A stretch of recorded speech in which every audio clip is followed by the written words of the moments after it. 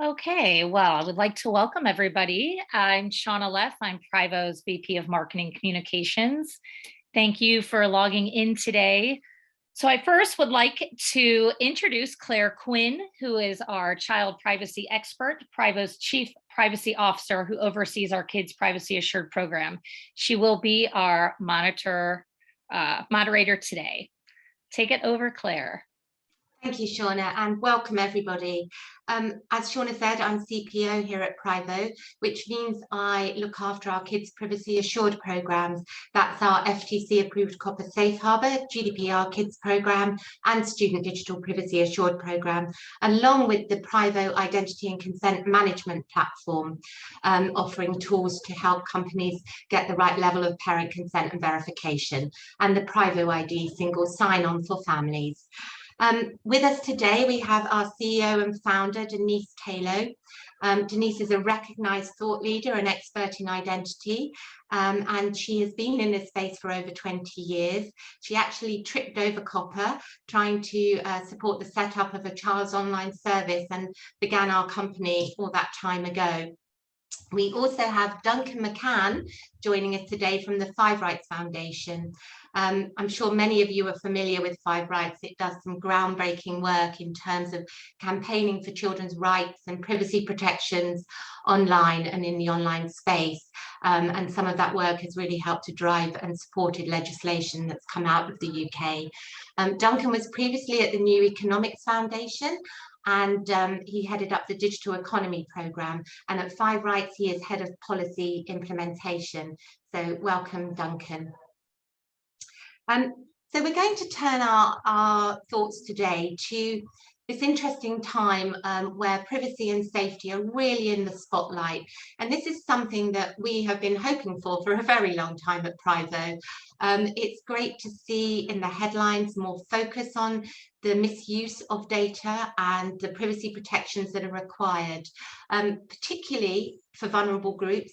And that particularly concerns children, and they are very much our focus. And we're not just focusing on children 12 and under, but all children U18, 17 and under. Children are highly valuable commodities to some of the big tech platforms and online services who've been able to exploit their data for revenue gain. I think we've seen a lot of that, and if anyone has any doubts at all about that, you only have to watch the recent Facebook whistleblowers testimony during the Senate hearing. So this atmosphere has really led to a call for the regulation of some of the big tech, and we're seeing lots of new proposed legislation, and we're going to take a deeper dive into that during our session today, coming out of the US.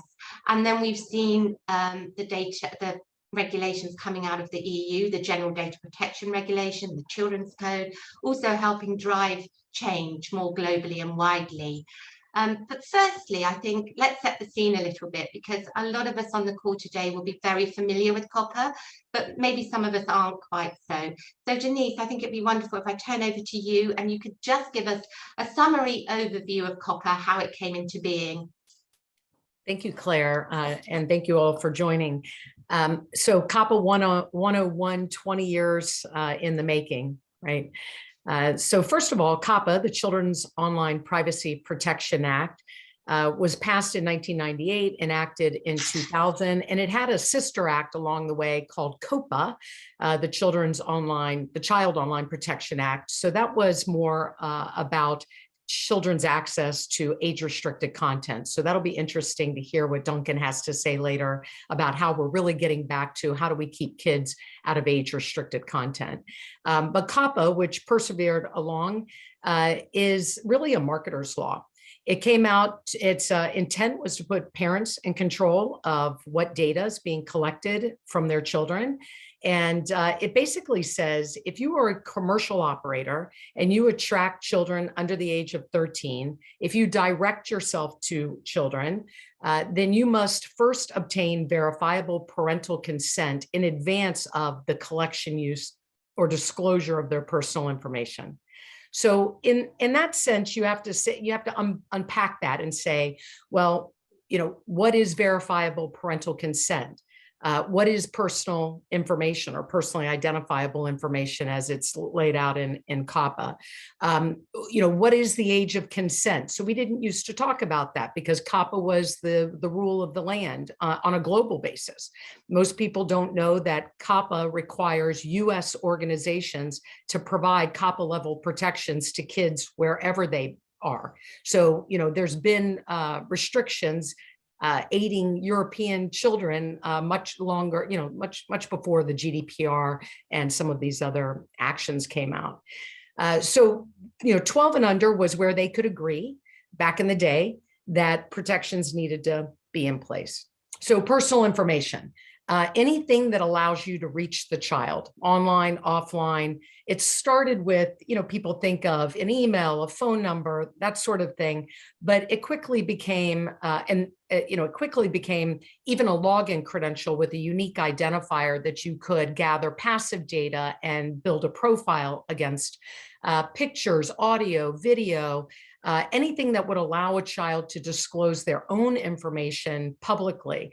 And publicly includes grandparents. So when services are launched and say, well, it's only mom and her child and grandma and the teacher and somebody else down the street, that's considered the public under COPPA. So that's personal information, in a nutshell, and there's many more aspects to that. And then, of course, we get to, well, what is verifiable parental consent? Unpack that. You've got parental consent, and then you have verifiable. And verifiable runs on what I would call a sliding scale of assurance. So that's in line with identity in general. When you think about logging into government resources or something, you think you have a much stronger authentication process that you go through than maybe logging into something that's seems harmless. So in the children's space, that sliding scale is, hey, kids can get started. They can have a login. You may not need to communicate with a parent if you're not doing anything other than letting them set up their room and put things aside for themselves that are unique to them. But if you add an email for passwords reset, you now have PII. So that requires notice. If you want to have a personalized notification or email or experience and you need more data, you're going to need the parent to take an action and give affirmative consent. What's the trick? You're starting with a child asking them, hey, child, what's your parent's online identifier to contact them? Of course, most of us use an email. And no, unfortunately, in the US, you cannot use a phone number. You cannot ask a child for their parent's phone number. So that's one that most people would like. And I know we'd like to see, some of that being used, but I think it will come into play when parents have an existing account and then say, I want to be communicated to that way. Then, service number 2, 3, 4 can perhaps leverage a single sign-on service of some kind for a parent.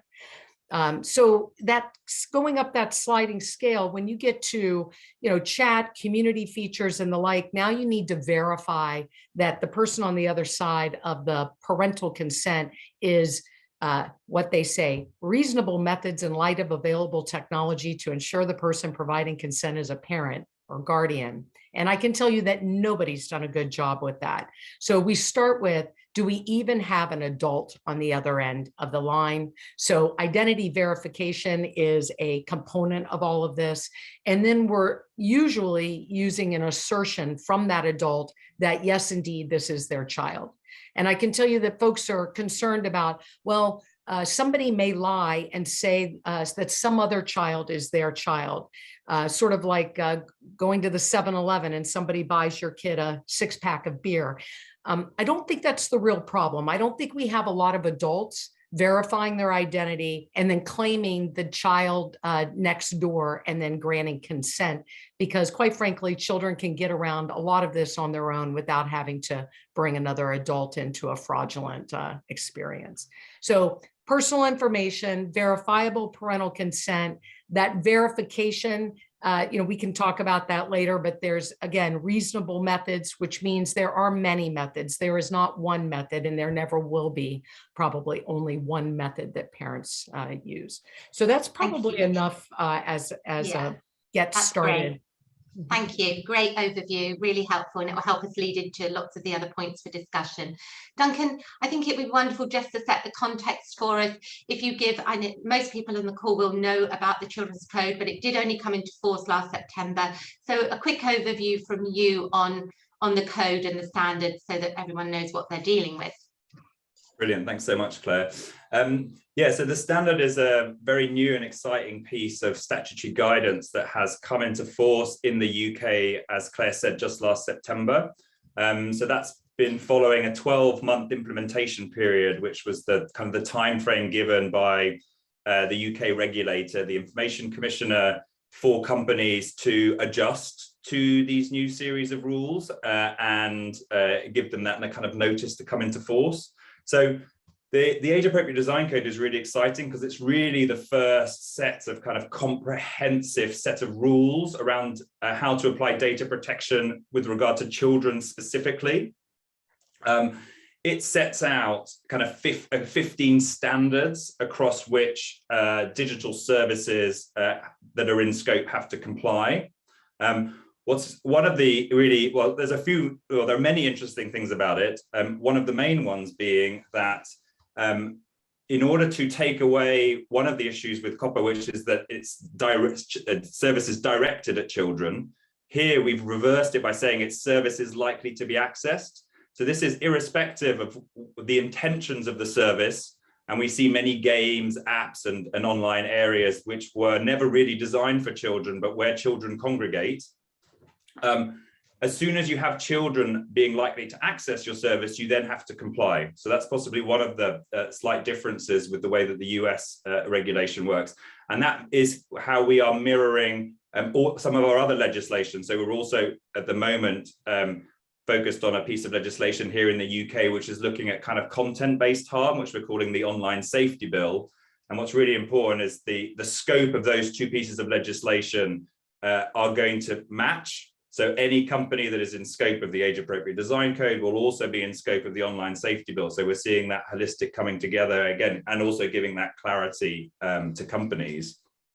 And so what these 15 standards really do is really try and up the bar in terms of improving the default settings that children come to on websites and digital services, and fundamentally making sure that whenever a service has a child user, that all of the data practices are in the best interest of that child. And then really here, setting that bar much, much higher than where you're kind of balancing interests of companies and the children. Here, really, what the code is asking them to do is really put the best interest of the child first, before their own interests, including commercial interests and things like that. So that's why, again, it's a really important area.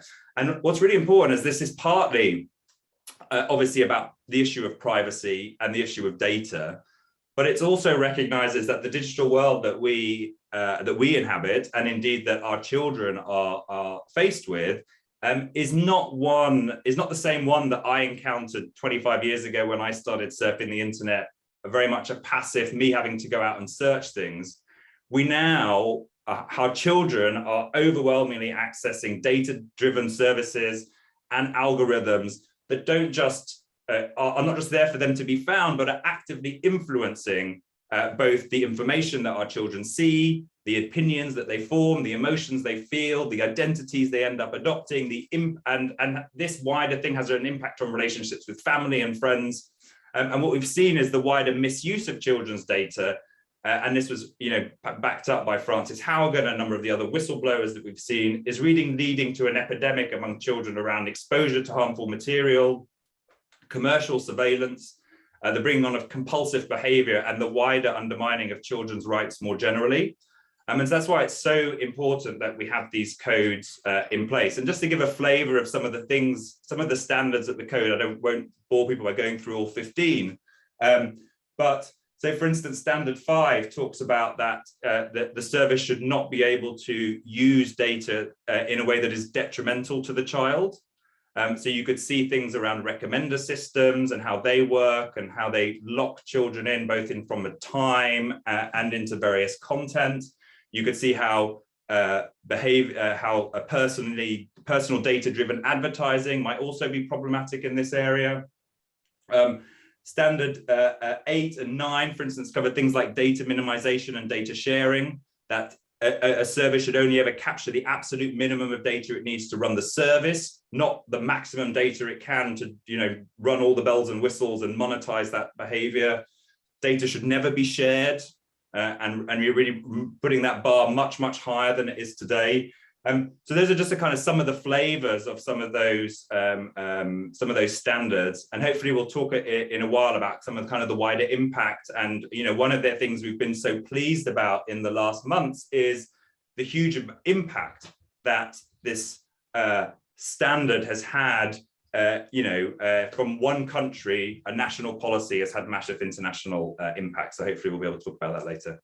Absolutely, Duncan. I think that's really true. And it's interesting to see, the United Nations Convention on Children's Rights, which is well established in the EU. We're seeing that type of language coming into some of the proposed legislation, best interest of the child in the US. So it's an interesting shift. But I think let's turn our gaze back for a moment to the US and to COPPA, because COPPA has been around for 20 years and we are expecting the rule review. We've got some thoughts about what that might bring, and we are hoping to see it this year. It's been rumbling on for quite some time now. So Denise, tell us, what do you think and expect to see coming out of the COPPA rule review? And do you feel that COPPA is still fit for purpose? Thank you, Claire. Well, I do think that we are going to see the FTC come out with something on this rule review. I mean, it's been since 2019, so I would hope that we'll see that in 22. I would assume that they are also listening in on all of the other legislation that's rumbling around. So we're tracking 4 or 5 different pieces of legislation. I don't think in the US we're going to see anything come out of the House side this year in 22. I just don't think there's enough time. And of course, we've got elections coming later. I would expect, however, Cassidy and Markey, and I should start with Markey first because it was his bill originally and Cassidy joined, and that is an update to COPPA. And in that update, they're looking to bring a digital bill of rights in for teenagers. So it would include 13 through 15. It would ban any targeted marketing. It would require that eraser button that we've talked about where, kids need to be able to have a fresh start. It's talking about constructive knowledge. I don't know whether that will make it through, but let me just take a step back. COPPA today is an actual knowledge standard. So that means that you need to first know your audience. Okay, if you're producing content, if you're engaging kids, you need to know your audience. And if you are child directed, you may fall into 2 audiences. One would be primarily directed to children, where you don't get to put up an age gate and have somebody fib along the way. Everybody that comes to the front door is assumed to be a child, and you need to treat them accordingly. Or you might be child directed / mixed audience. And what does that mean? It means that there's probably a disproportionate number of children under the age of consent that are coming to that service. That could be a little kids app, parents and kids. It could be teens, some of the big social platforms, but most of them have covered themselves under general audience. So as Duncan said, the bar is rising across the pond for us here in the US, and it's bringing it up with us. We're coming up along with it as well. I think the other piece was user consent, of course, 13 to 15. So it's not about parental consent for 13, 14, and 15, but it's about a teenager having to consent to the collection of their information. Of course, under COPPA, we've always had minimum data. You're not supposed to collect any more than is reasonably necessary to deliver the service itself. We've always looked at the permission and consent process as an area that you need to be very careful with. It shouldn't be a blanket all or nothing, because that would go against that principle. So if you have several features on your service, you may want to map those to particular data and then decide, okay, what is the level of assurance on that sliding scale that I need for those particular features, so that you can let kids in and open the door slowly and not necessarily have to jump to that verifying the identity side of the house, unnecessarily. I think that we're also, so coming back to actual knowledge, construct and the difference with constructive knowledge. So basically, it really comes into play on the child-directed, mixed audience, and general audience. So if you are a general audience, then you can put up an age gate or not. You do not have to age gate your service. And if you do age gate your service as a general audience, you can deny access to children under the age of consent. You don't have to accommodate them. And I think that's what you typically see out there with a lot of the services that people say, why can kids just fib at the gate? But if you are a mixed audience, if you're child-directed mixed audience and you put a gate up and somebody says, hi, I'm 11, then you can't turn them away. You must provide them an experience. Now, granted, that experience may not be full on everything that the teenagers can do that might then jump to those various levels of consent, but you absolutely cannot block a child's access. So you might see a big social platform that is known globally that, a kid 12 and under has what might be called a dumbed down experience. They can create things and send them up to the server, but they can't push the button and display it to the world. I think the other big thing that might come out of this is a division of the FTC that's focused on youth marketing. Now, our federal government has done some enforcement over the years, but some might say enough. But they've tried to cover off on different areas of the rule so that people can look to situations where they have done enforcement and understand different aspects of the law itself. So we've seen some larger fines here lately. We've seen an ad network brought in. So, Duncan, you said no sharing of data. Well, we have a concept under COPPA of data can be shared if it's for the purpose of delivering the service, but not if it's, then the folks that are receiving it are bound by your privacy policies, bound by your actions as the first party. But if you're using, for instance, analytics, you have to, it's my responsibility as a child-directed service to flag myself to those providers, those third parties, that I indeed am child-directed, and therefore they're now on notice. That actual notice has sort of traveled along with the transaction. Constructive knowledge is going to be, well, you should have known. And it might look a little more like, Duncan, what I'm hearing, is coming out of your side of the pond here. We push back on constructive knowledge personally, because we think it's going to be a big mess. We don't think they've done a good enough job with actual knowledge. We think they've had plenty of actual knowledge that they could have acted upon. So there's been some concern there. There's also some call outs specifically around IoT.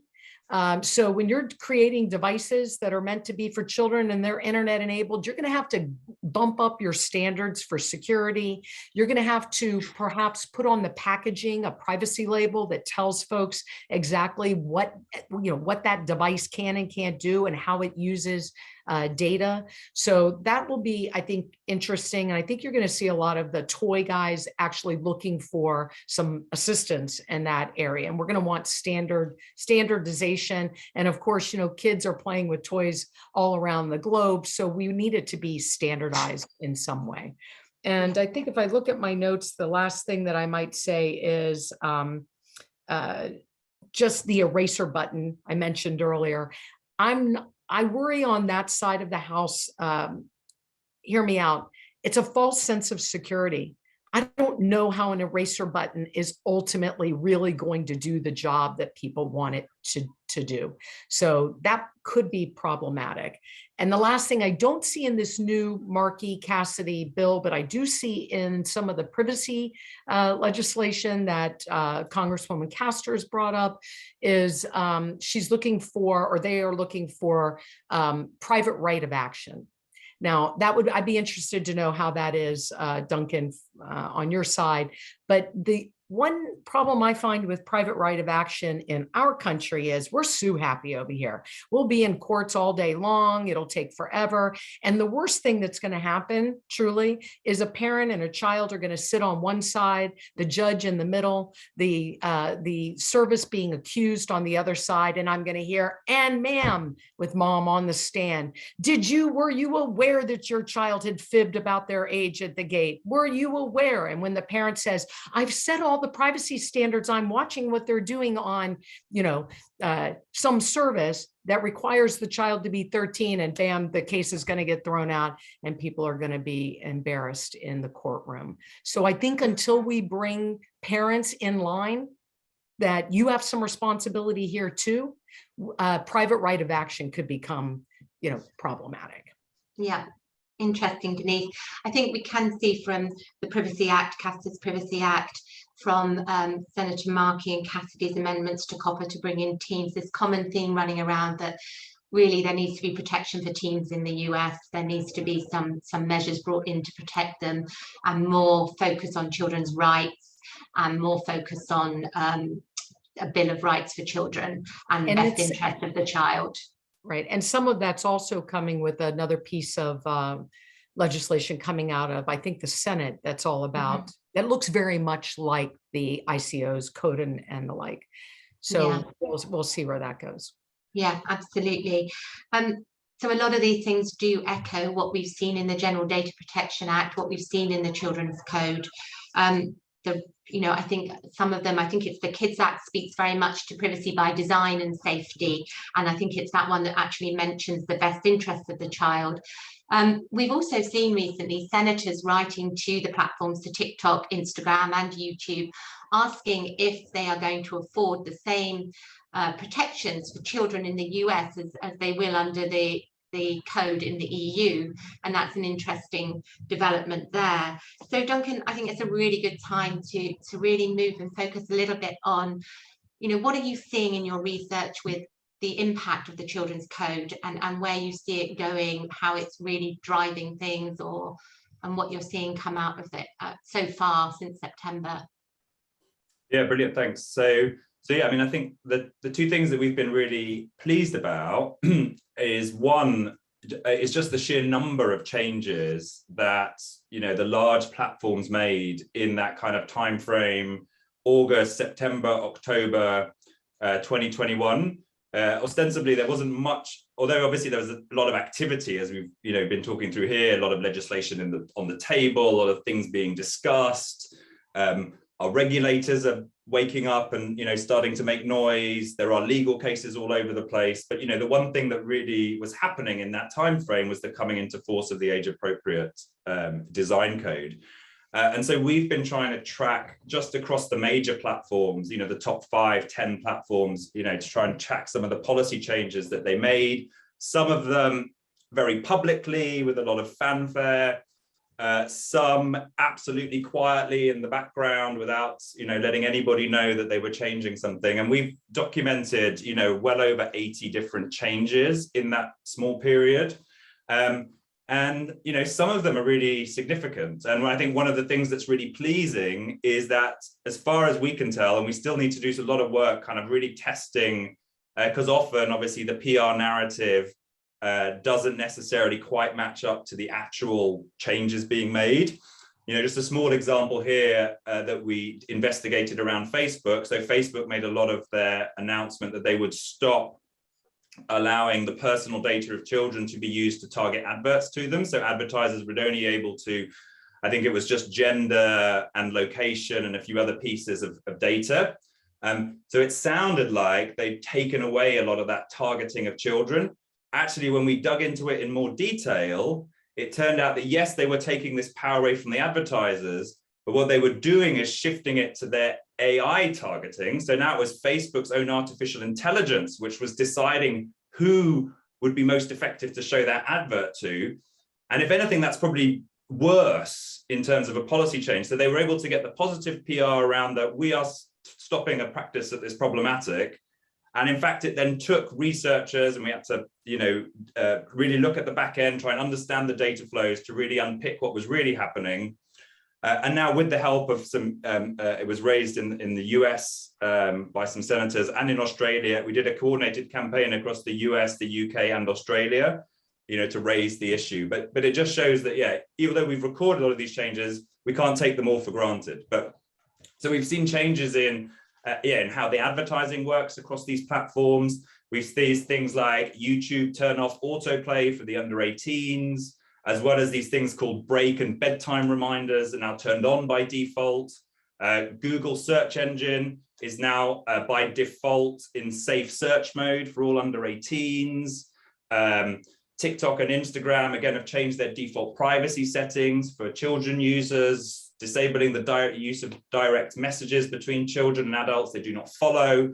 And we could obviously go on and on and on with a list of them. That's not why people are here to listen to, but it just shows, one, that there's a big range, that all the big platforms had many changes they could make.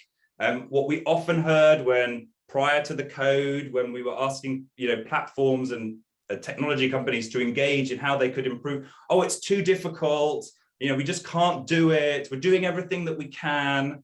And I think, what these changes to the code really hammered home, many of these changes are really, really simple and didn't involve, 50 people in dev doing a lot of testing, checking things out. These were just sensible changes that anybody on these call, had they been looked to assess at these policies, we could have all made many of the changes that, that the tech platforms made.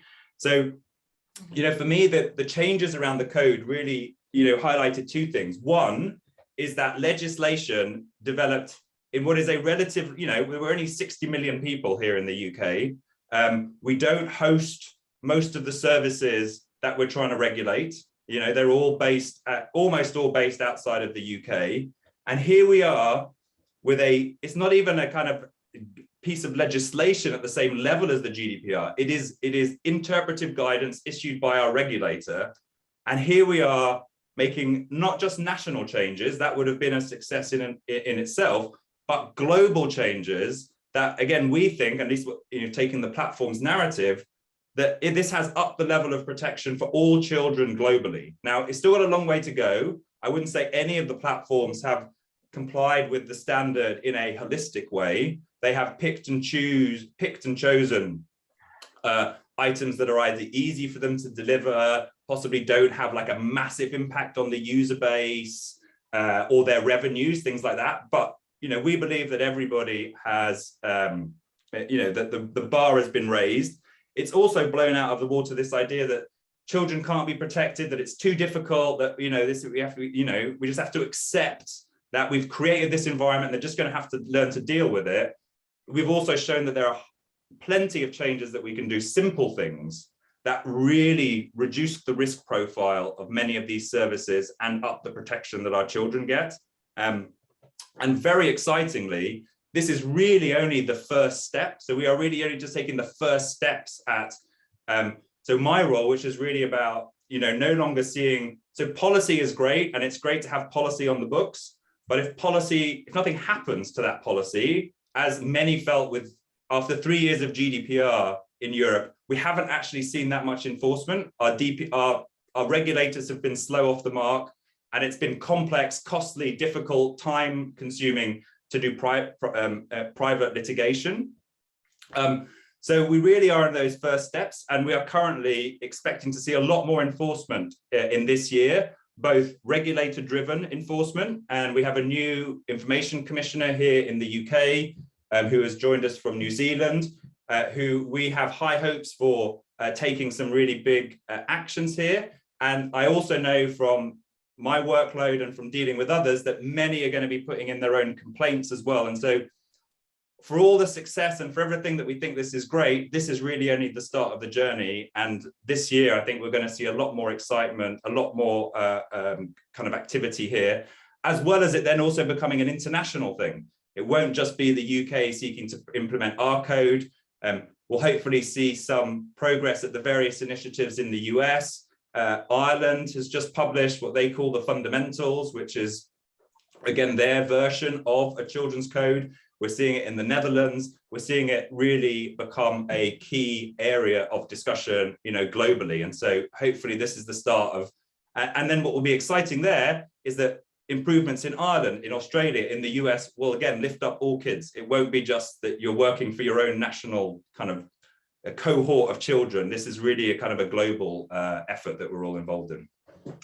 I think also, Duncan, we should hope to see the European Data Protection Board's guidance on children in relation to the GDPR at some point this year. I know it was in a 2-year work plan, and we must be well into that period now. So do you expect to see that in this coming year? Yeah, so I mean, as well as that, we're also seeing obviously we're in the final stages of the kind of the 2 new bits of regulation, which are called the Digital Services Act and the Digital Marketing Act. And what's really interesting there is that some of the compromises that have come out of the European Parliament position, a lot of those affect children. So for instance, agreement that there should be a ban on the use of targeted advertising to children. So there are a whole set of series that the new EU legislation will also kind of lift up that bar for children globally. So again, yeah, so that will be another exciting year in Europe as well for children's digital rights. Yeah, okay, great. And I wonder, is any of your research on the code and the information you were talking about of that analysis of the platforms, is any of that going to be published by Rights in the future, or is it just for your internal reporting? So what we have, I think we will be publishing it. I think the challenge with publishing is that you have to double and triple check and make sure, as you say, we were slightly burned by the Facebook one, because initially, I mean, this was in me in my private capacity, we kind of welcomed the change. And then we felt a bit duped by then, once we actually got to the bottom of it. So I think, whereas we want to say that all of these are really positive changes, we also just need to make 100% sure. So for instance, another one, we were working with a Reuters journalist got in touch about Google's ad policies, which was supposed to have made it that a non-logged in user or child user didn't see ads for alcohol, prescription medication, dating sites and other things. And it turns out it's a very so that was the announcement, always to be welcomed. And again, it turns out the practice maybe doesn't quite match up with the rhetoric. So that's the challenge of kind of going public with some of this stuff. Sure, we want to congratulate them where they have actually made the changes, but in fact, getting to the bottom of whether each change has actually been operationalized is just a massive amount of work. So we do hope to, in due course, kind of release what we think were the positive changes, but it may just take a while because each one requires us to really get to the bottom of it, because as with everything, tech is just not transparent, and these black boxes that operate many of the systems that they're talking about, we just don't have access to them. And absolutely, what we probably need to see is some enforcement and some fines coming out of it, which will be interesting. Duncan, we're getting lots of questions, and I just want to touch on this while we're focused on the EU side of things before we move back and talk about something else here.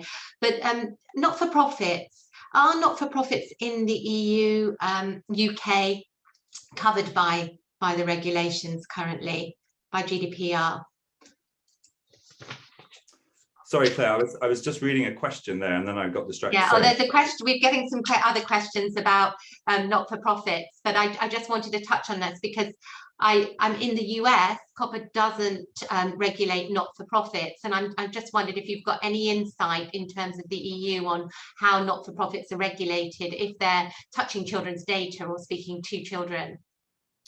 Yeah, so I think in the EU it wouldn't matter. It's well, there are some bits of the regulation that talk about providing services on a commercial basis, but Well, I think mostly those regulations would apply to everybody. And I know certainly when I was working at the previous chat, so the New Economics Foundation, during the GDPR transition, as a charity, we were absolutely overwhelmed with the burden of trying to move towards, to become GDPR compliant, despite the fact that, the most dangerous thing that we had was a few attendance lists from a few meetings and but I hear that a lot.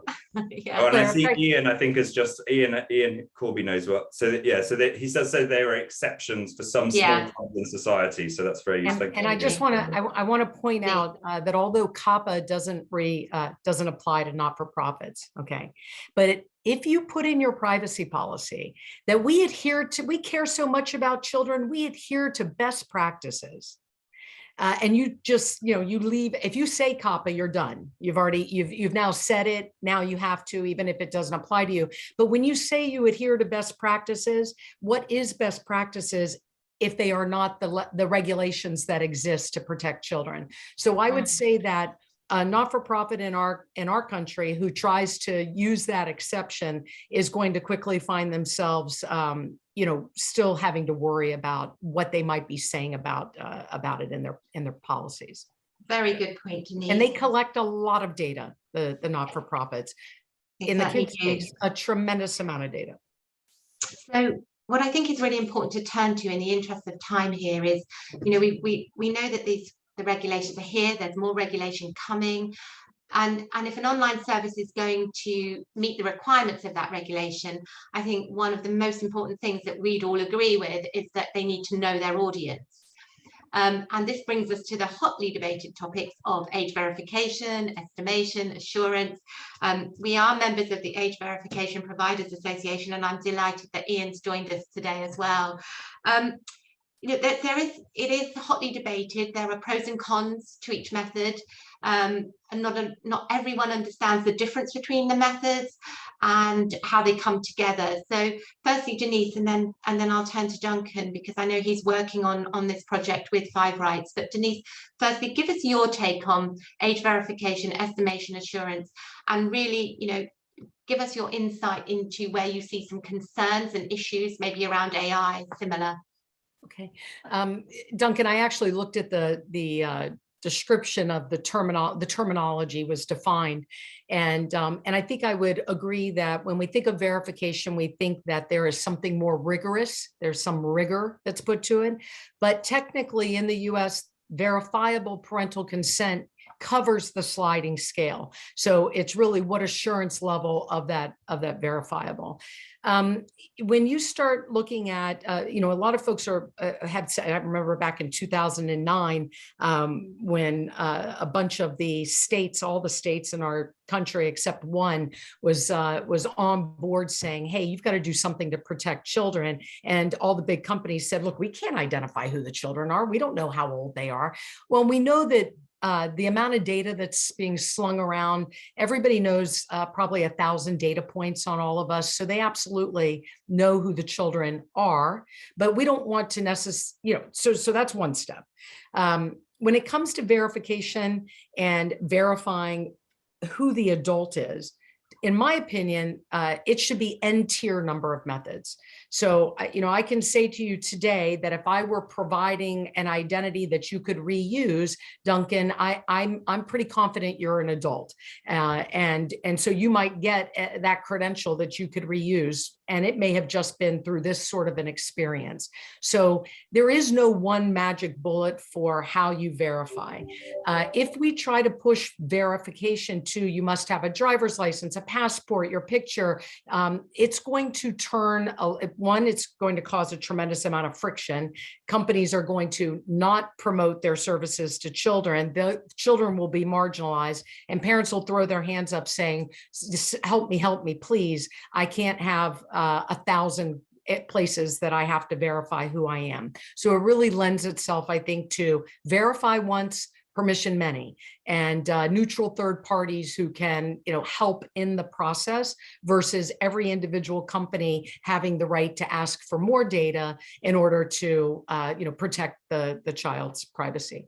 When I think of verification versus estimation, when I hear estimation, that can come in lots of different ways. We can estimate many ways, but what I am concerned about is artificial intelligence, as you mentioned earlier, being used to do the advertising bit.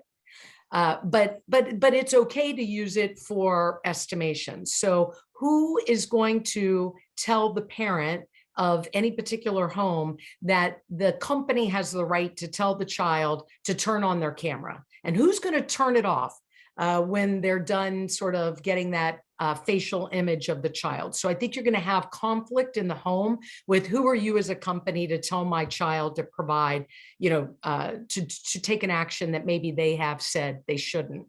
But I would see an estimation that, they're going to look at language behavior, how you move your mouse and type, what your avatars and emojis are, all of that, which means more and more and more data being collected to then protect the child from too much data being collected.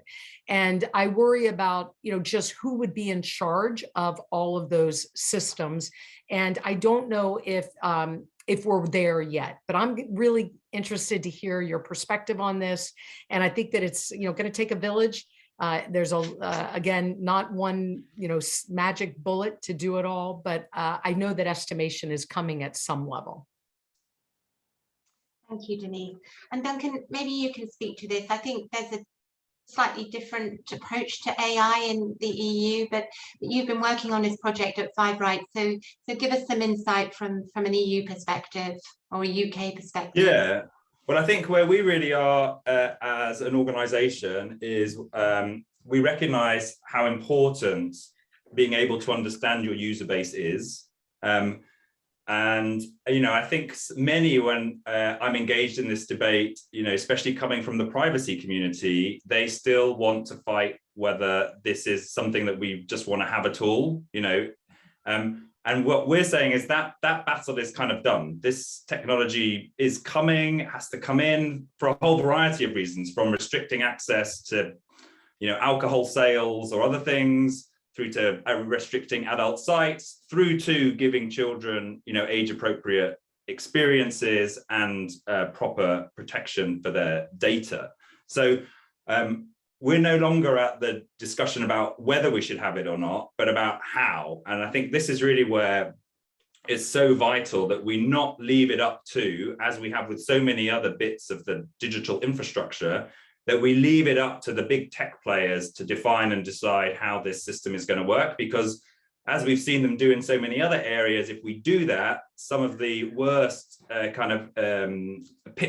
picture that kind of Denise painted there of what these systems could end up doing, which is further embedding surveillance, tracking, and even bringing in new forms of data, as Denise was saying, if we go into some of the kind of the biometric side of things. So whilst we do need to acknowledge that potentially left to its own devices, it may create technology that is further invasive. What we also have to acknowledge is that many are providing age services which are absolutely privacy preserving and follow the principles of data minimization, retaining the data as little as possible, making sure it's secure and encrypted. And so we absolutely can do age assurance, which is the term we use as an organization to cover the range of services from verification through estimation, even in some case taking in self-assessment. So we really think that that it's really about then setting the standards. And so our work is really about ensuring that we get these mandatory binding standards on anybody that wants to do age assurance, which ensures that only what we, again, is privacy preserving age assurance would be the only form of age assurance that can be operated on a system in the UK. So that's really the key that we're working on. So my boss, Baroness Kidron, introduced a private members bill. So it's a bit equivalent to a senator kind of launching their own individual bill. Often the chances aren't great of that bill passing in itself, but the idea is you get the eye and the ear of government, and they, so we're hoping that that our standards will be implemented in the online safety bill, which I mentioned earlier. And so we are hoping that within 6 to 9 months from here, the UK should have binding minimum standards on all age verification providers. Now, at the same time, it's important to say, as we're working with our regulator to provide binding standards, I'm also on the working group with Ian and others, which Ian Corby is leading, to also develop, international standards. So that's through the IEEE that Ian and I are working, but there are similar initiatives through the ISO structure, because ultimately we must have these standards in place to make sure that we don't see the dystopian world of age verification come in, where, as I say, it's both used to continue to track and surveil us, it's used primarily to exclude, rather than to make safe, and because children have rights to these spaces as well, and we don't want to see them unnecessarily excluded. Yeah, thank you. And Denise, I'm going to turn to you. I must just say, we've got lots to talk about on, how age verification supports the prevention of online harms and the way forward for the big tech platforms that have turned a blind eye and, have their get out of free not for 13 and under, 12 and under in their terms. Denise, come back on what Duncan was saying very quickly so we can cover two quick points. One, on December 8th, the CEO at Instagram spoke to our Senate and said, gee, it would be easier if parents would just tell their kid's device what their age is, instead of us having to inspect the device to figure it out. So I think that's a very key point. It's something that PRIVO's been behind for a long time. It was nice to hear that they have a brand new idea that we've been talking about for a decade. So that was great. And then the last point is elephant in the room, at least in the US, none of these kids 17 and under can sign a contract. So there is no age verification product or service or standard or anything out there that is asking a user on the other side not to sign some terms of service, not to click some box. So it's going to be an interesting conundrum that you're having to get permission from somebody you can't hold accountable to your terms of service. So if they do violate the verification process, you have no recourse on it. So we're back to, gee, it may be helpful as well to get an adult on the hook who has to be responsible for their little one at some level, because somebody should be on the hook to the terms of service of the verification providers themselves. So that's my last point. Good point. Thank you, Denise. We are running out of time. We did want to touch a little bit more on the online harms and how age verification would help to prevent that. We saw recently the not-for-profit release its report on Instagram and drug peddling amongst kids of 13, as young as 13, and algorithms introducing them to drug dealers. So I think there's a lot more to be discussed around that, and we'll regroup. Looking at some of the questions we've had in, I pretty much think we've answered one of these, or I think Duncan and Denise have both touched on the need for tech industries to get their houses in order, set international standards, and invite third-party auditors to certify solutions. Denise, have you got anything you'd like to add to that? Because the question here is about, should international standards, should they invite third-party auditors in to certify solutions as kids safe and reassure parents without being legally compelled to do so? This kind of touches on what Duncan's saying and what you've been saying. So give us your thoughts on that. Quickly, I think again, it should be a choice of the organization to go to that level. I think that, having operated a safe harbor since 2004 under COPPA, the amount of intelligence that is gathered in that process is, I just don't think you can get from the outside. Once you get in and you have the ability to see the contracts, the configurations, the actual algorithms on the back, the security practices, you end up with a much better situation. I think many companies, organizations think they're complying, and they don't mean to not be complying. So the use of an auditor for that sort of service, I can say that under the COPPA review, safe harbors are part of that. There's been some arguments that safe harbors are out rubber stamping folks. So any sort of program that comes into place has to really take that into consideration. I think that with the new COPPA bump, you're going to see that they're going to ask the FTC to do more reporting requirements to Congress, but safe harbors are not going to go away. We're an integral part and a key part of the process. So that's what I would see there, is that it's not. And the last point I think is that a letter came to us, for instance, that said and admitted, hey, parents are really, really busy. They don't have time. They don't know what's good and what's not. They're looking for these marks, and in lies the problem. And I said, well, wait a minute, that's an oxymoron. At the end of the day, if parents are very busy, they do need these marks. The marks just need to be trustworthy in doing their job. And we shouldn't assume that they're not doing their job. We should put more in place to make sure that we aid and help these organizations to do a better job. That's. Thank you, Denise. I would love to carry on with the age verification, age platform, because I think it's a really interesting topic, but we do have a lot of questions on other areas, and I think it would be good to try and cover those in the last few minutes. Any questions we don't get to, we will do our best to answer them afterwards and come back to people. There is a question probably more for Duncan here. The Online Safety Act and Parliament here has set the bar quite high for online harms prevention. What other countries do you see really working to high standards in terms of privacy and children? Someone suggested New Zealand is leading the way. Have you seen evidence of that coming out, Duncan?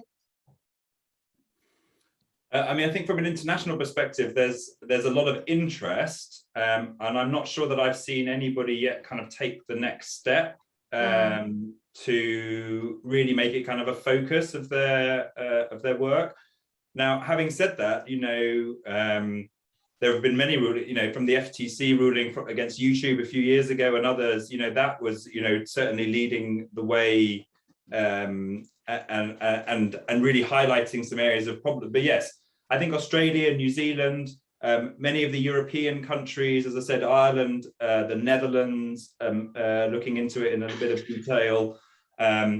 But what's really exciting is also we're in the very early stages of working at places like India and others, where we can really bring on the numbers. It's great, UK, great, another 60 million people, it's relatively small. Netherlands, small country. Ireland, small country. Australia, big country, not that many people.